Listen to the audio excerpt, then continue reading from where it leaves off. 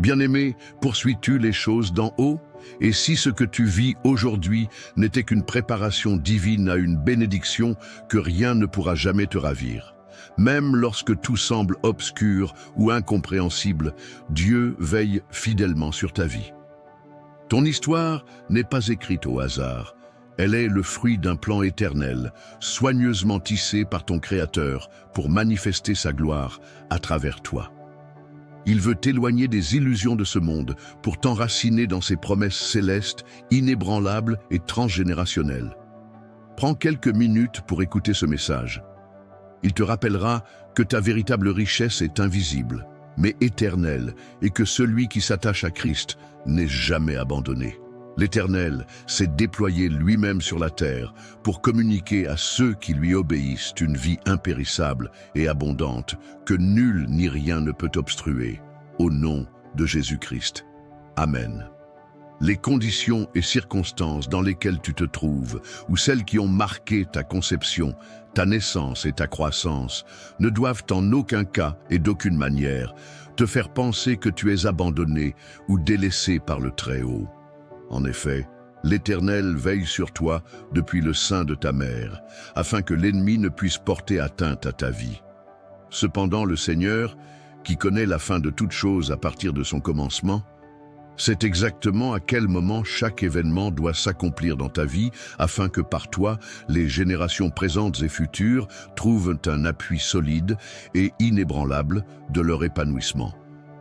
Une bénédiction transgénérationnelle et millénaire repose sur des fondations profondes et solides. Elle ne peut être comparée aux richesses du monde qui sont basées sur la poussière. Le livre de Deutéronome 31, verset 6 dit « Fortifiez-vous et ayez du courage. Ne craignez point et ne soyez point effrayés devant eux, car l'Éternel, ton Dieu, marchera lui-même avec toi. Il ne te délaissera point, il ne t'abandonnera point. » Le livre de 1 Timothée 6, versets 17 à 19 dit « Recommande aux riches du présent siècle de ne pas être orgueilleux et de ne pas mettre leur espérance dans des richesses incertaines, mais de la mettre en Dieu, qui nous donne avec abondance toutes choses pour que nous en jouissions. Recommande-leur de faire du bien, d'être riches en bonnes œuvres, d'avoir de la libéralité, de la générosité, et de s'amasser ainsi pour l'avenir un trésor placé sur un fondement solide, afin de saisir la vie véritable. » Selon Hébreux 11, verset 1, qui dit « Or, la foi est une ferme assurance des choses qu'on espère, une démonstration de celles qu'on ne voit pas », nous pouvons comprendre que les choses qu'un chrétien doit espérer ne sont pas les choses de ce monde, ni les biens matériels, comme beaucoup le pensent. Il s'agit des choses d'en haut, enracinées dans la vie et le caractère de Christ, qui permettent aux fidèles de Dieu de vivre au-delà des limites et des impossibilités naturelles. Car la foi ne consiste pas à croire pour obtenir des choses ou des biens matériels, comme si cela était notre but, mais à croire pour accéder à la vie et à la pensée de Christ qui attire à nous tout ce qui est bon, agréable et parfait.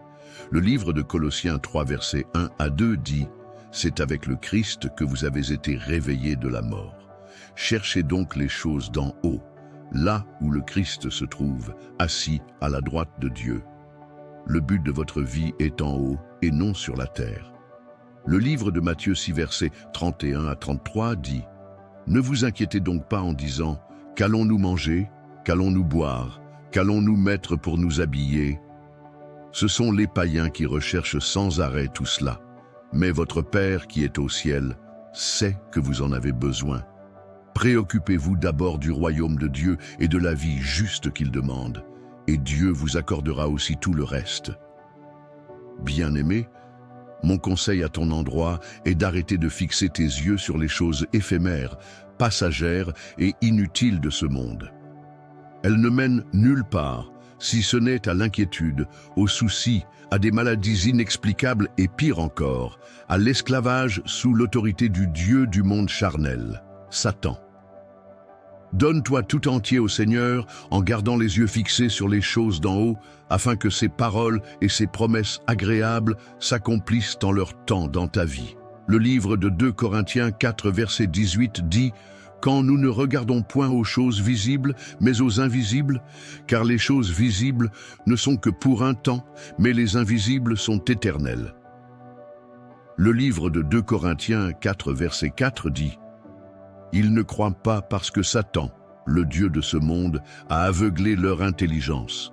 Ce Dieu les empêche de voir la lumière diffusée par la bonne nouvelle de la gloire du Christ, lequel est l'image même de Dieu.